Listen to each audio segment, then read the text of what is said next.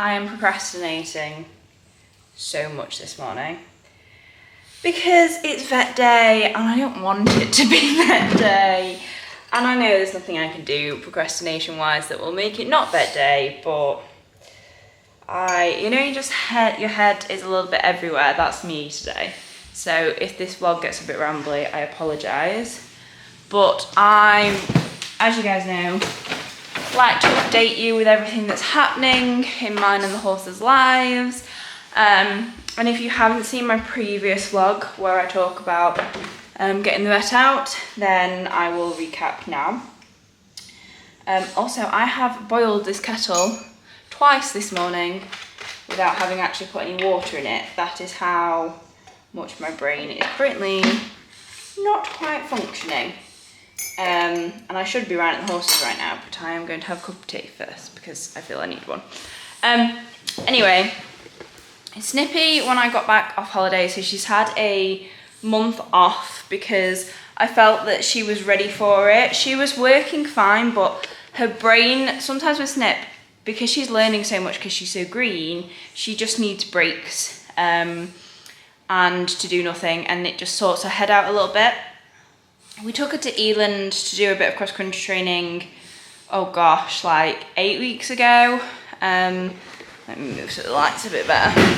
Yeah, possibly like 8 weeks ago, and she just wasn't understanding what I was asking her, and she kind of switched off a bit. So I was like, okay, we'll just give you a break from basically any cross-country and any jumping. So she hasn't jumped properly for ages. The last time she jumped was when I took her for a little bit of training, as you guys saw in that vlog, and she was a little bit green, but she was fine.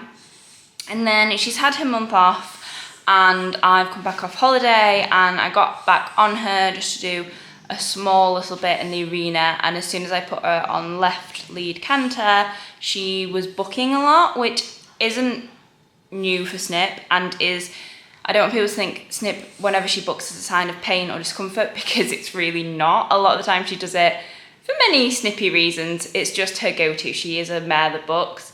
But I know the difference. And this was a no, I don't want to do it. And then her canter was really disjointed. So I put her back into canter to see whether she'd just thrown herself about that much that she then couldn't get a proper canter. And it certainly wasn't. She was not dragging the right leg in canter, but she wasn't using it properly and how we wanted to. So I gave her the next day to be like, right, okay, maybe you've twinged yourself, maybe you're just not feeling it. And then we lunged her so I could properly see, and she definitely isn't quite right on that right hind. However, that is the hock with the arthritic changes that we're waiting to fuse.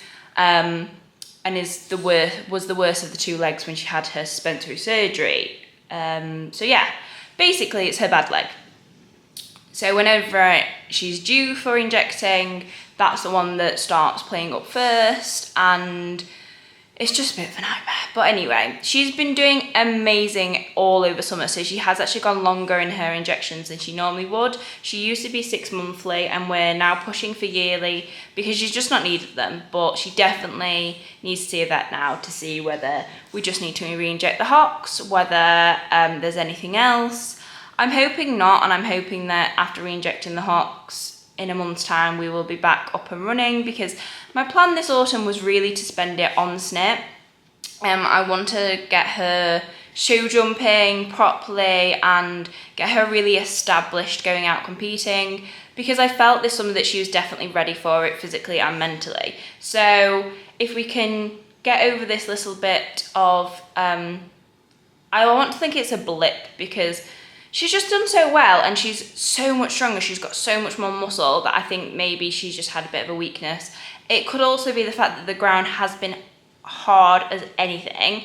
We're on clay ground, so the problem is with clay, once it dries out, it fully dries out. Like, our fields are so hard, and obviously the horse is living out 24/7. So even though she comes in to use a stable some days, it's not the same. Like, she is on hard ground, and we are finally now getting the rain, so that should hopefully help.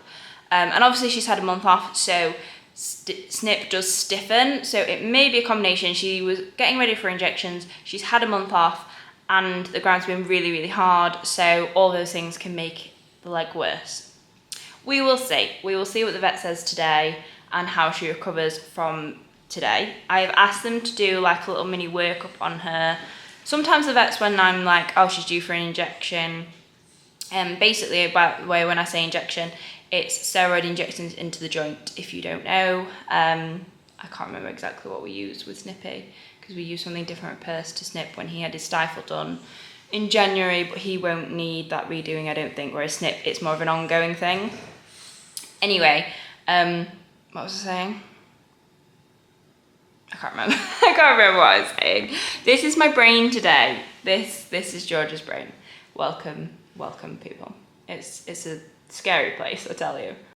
So pretty much immediately after that, the vet actually arrived. He felt Snip all over on the flat. He saw her on the lunge, and he agreed with me that he thought both of her hocks and her SI should be medicated and then see how she goes. So this was him scrubbing her down while she was sedated, ready for medicating.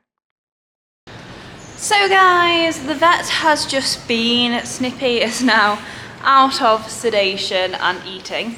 Aren't you, Snippadoodle? Can we see your head? Not quite. So basically, Snip has had her, both hocks and her SI, both hocks and her SI injected with steroids, which should hopefully get her feeling much better.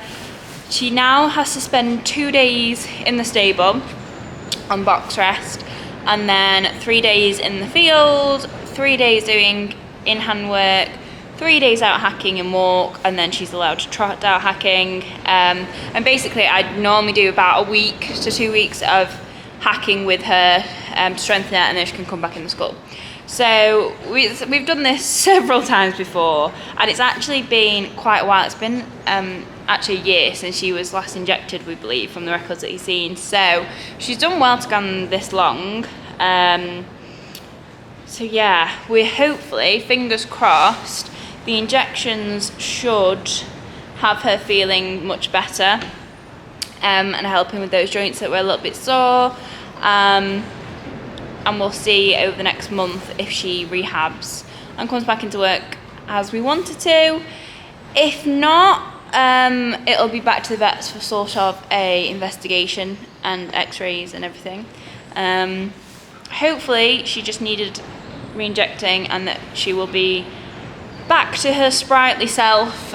She very much had a Snippy tantrum on the lunge and threw herself everywhere, and I was like, yeah, this is what she does. But no, she was actually very, very good for the vet. She always is. So popped her rug on her. She's now staying in. I need to decide who her companion is going to be. I think I'm going to split it between Percy and Caramel, coming up and spending some time in the stable with her. Caramel can stay in overnight. Percy can come in during the day is my current plan. And we also had Lucy looked at. So Lucy has been out of consistent work for a few years now. And Mum has recently brought her back in, but over a month ago she had her hips realigned, and I just didn't quite think last time I saw her being ridden that she was 100% on them. Like, she was just a little bit shuffly and a bit snatchy with the hops, weren't you, darling? So I've got the vet to have a look at her today. It wasn't a full workup, just to have a feel and see her on the lunge, and he agreed with me that there's definitely a little bit of perhaps not discomfort, but a little bit of not going how we wanted to. So he thinks that possibly she might need a hocks injecting also, and that possibly her right stifle at some point, but it wouldn't be something we did all at once, because basically she hasn't got any muscle on the back end, having not done the work and across her back. So we first need to look at injecting those hocks, then get her doing gentle hill work and really get some muscle on that back end, basically rehab her how I have done with Snip in the past. And then if the stifle strengthens and the muscle around it, the joint strengthens, maybe she might not need anything doing with that, or possibly she may do later on down the line. But I've spoken to Mum, because at the end of the day it's Mum's horse, and she's going to check what she's insured for, which she is fully insured, but we're going to see what up to. And we might just do a complete full workup with her at the vets when Mum gets back off holiday, or we might just start with the hocks and see how she gets on. Basically the difference is with a full workup you get x-rays, scans, your nerve block, and just see if there's any particular signs of weakness, any arthritic changes, because Lucy is coming up 16 now, so she's not a young girl, and because we now want to fetch her into work and consistent work and keep her in work, we want to do it correctly. So hence she's had the physio and everyone else out, and we did everything and brought her back slowly. So now we're just like, you know, she's getting on, maybe this is some signs of some weak or arthritic joints. So that will happen when Mum returns in a few days. She can speak to the insurance company, speak to the vets, and decide if she's going to go full workup or inject the hocks. I think she'll probably do a full workup with her. Personally, that's what I do. But yeah, it's not been a bad morning. The thing is with stuff like this, you just have to sit and wait and see.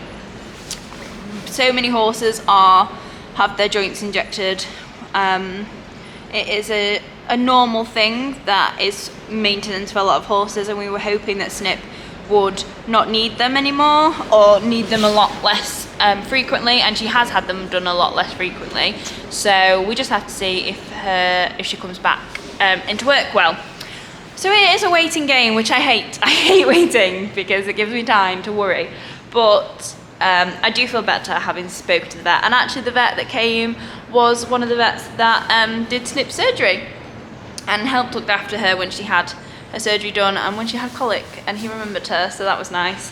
But yeah, that was my morning. I need to go and organise horses to snippy sit and turn Lucy out so that she can have a nice morning out.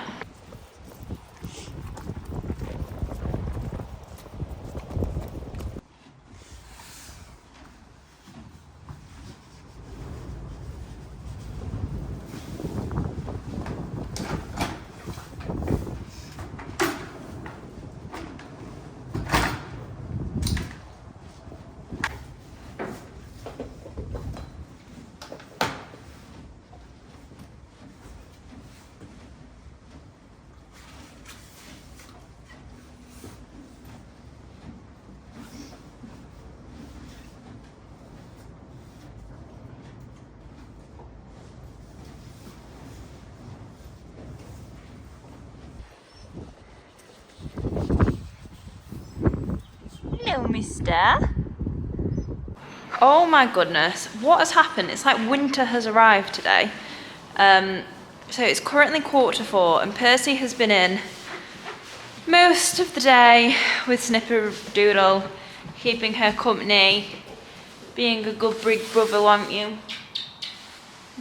Yes, but you don't actually like being in the stable, do you? So he's gonna go out in a second. You need to change your rug and you can go out, and we will replace Perce with Snippy's nighttime visitor, who's going to be Caramel. I know, box rest for you for today and tomorrow, my kid. So yeah, she seems to have been settled fine. And I think I might put Percy's 100 gram on, because it's sunny now, but it's not warm, and it's meant to get down to like 4 degrees tonight. Yeah, I'm freezing. But yeah, with it getting down to 4 degrees, he needs something a bit more than his lightweight, so we'll pop his 100 gram rug on. He can go out, and then it's time for me to muck out for the first time in God knows how long. Clearly, Snip has had a tiring morning, so it's time to turn Percy out. I've popped his 100 gram on in the end because it is honestly so cold today and is due to get down to like single figures tonight. But I am going to fully muck out this stable, so I thought I might as well take this opportunity while Snippy is going to be in for the next few days and going to have company to fully clean out the stable and kind of get it ready for winter, or start getting it ready for winter, because before we know it, it won't be long until the horses are actually coming in on an evening, as scary as that seems. So I took out all the old bedding, because that's basically the bedding that's been down like the majority of summer.